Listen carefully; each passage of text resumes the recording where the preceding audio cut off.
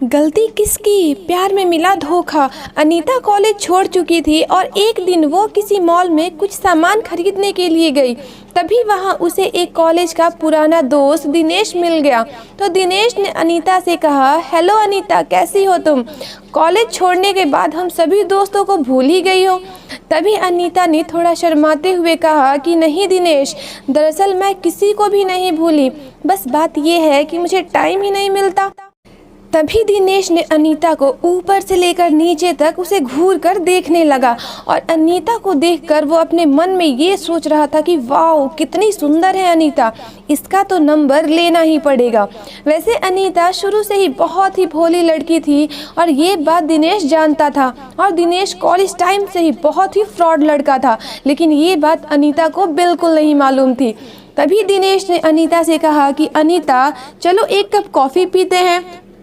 तो अनीता ने मना किया, लेकिन दिनेश ने कहा कि यार पता नहीं फिर हम कब मिलेंगे, चलो ना यार। तब दिनेश उसका हाथ पकड़कर कॉफ़ी पिलाने ले गया और अनीता मना ही नहीं कर पाई। तभी दोनों ने कॉफ़ी पी ली। फिर अनीता जाने लगी, लेकिन दिनेश ने अनीता से बड़ी ही चालाकी से उसका नंबर भी मांग लिया और अनीता ने दिनेश को अपना नंबर ना जाने क्यों दे दिया। तब अनीता ने कहा कि दिनेश अब मैं चलती हूँ, शायद मुझे बहुत देर हो गई है, घर पर सब मेरी राह देख रहे होंगे।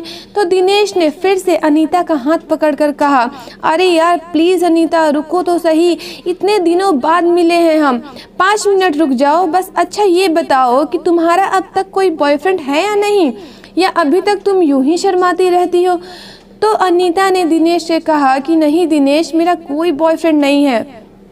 तभी दिनेश ने चांस मारते हुए उससे कहा, अरे अनीता तुम तो इतनी ज़्यादा खूबसूरत हो, फिर भी तुम्हें आज तक किसी ने प्रपोज नहीं किया।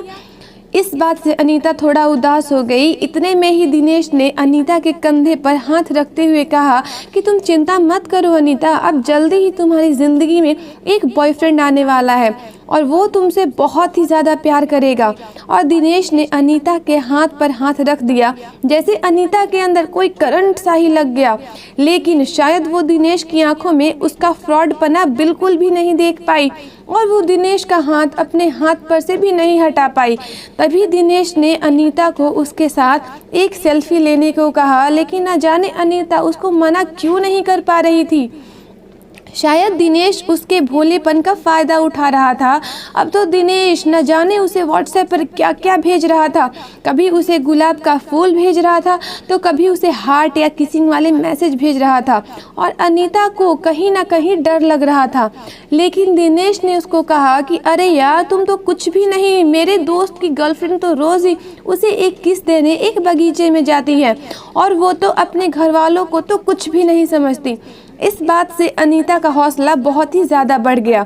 एक दिन अनीता के घर पर कोई भी नहीं था, इस बात का दिनेश को पता लग गया तो वो अचानक ही उसके घर पर आ गया।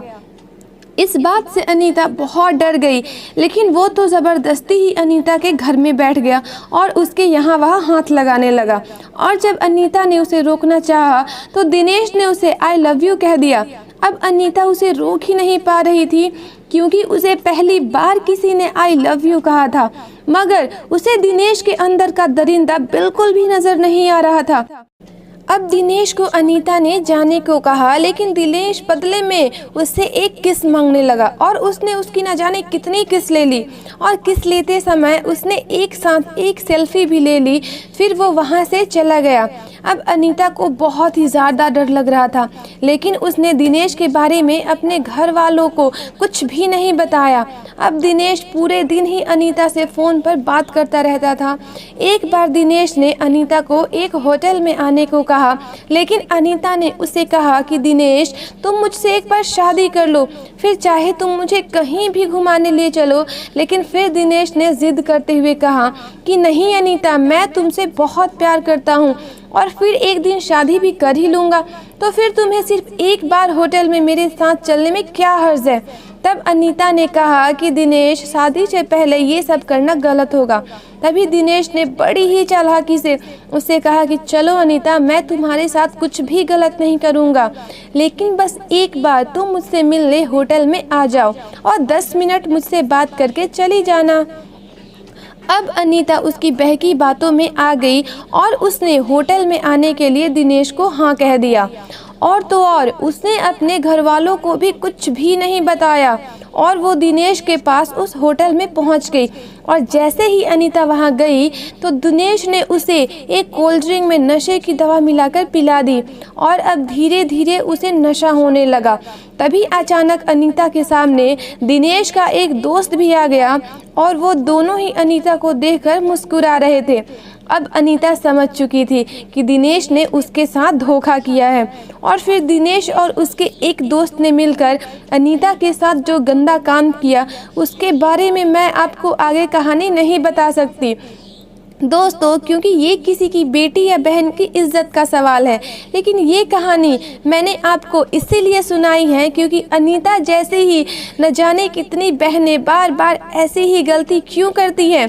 मैं उन्हें सच्चा प्यार करने से नहीं रोक रही, मैं तो बस उनको उन दरिंदों के जाल में फंसने से रोकना चाहती हूँ जिन्होंने न जाने कितनी ही बार अनीता जैसी लड़कियों को अपना शिकार बनाकर उनका जीवन बिल्कुल ही बर्बाद कर दिया है। इसीलिए मेरी प्यारी बहनों, प्यार करो मगर सच्चा। और हाँ, अगर कोई लड़का आपको शादी से पहले होटल में या किसी अनजान जगह मिलने को कहे तो समझ जाना कि आपकी इज्जत और आपका जीवन बहुत ही ज़्यादा खतरे में हो सकता है। और अगर आपको आपके बॉयफ्रेंड पर पूरा विश्वास भी हो तो प्लीज़ एक बार अपने घर वालों या किसी भी नज़दीकी सहेली से सलाह ज़रूर लें ताकि आपका जीवन हमेशा सुरक्षित रहे। दोस्तों, अगर आपको ये कहानी पसंद आई हो तो आप इस वीडियो को लाइक शेयर करना और इस चैनल को सब्सक्राइब करना ना भूलें। धन्यवाद।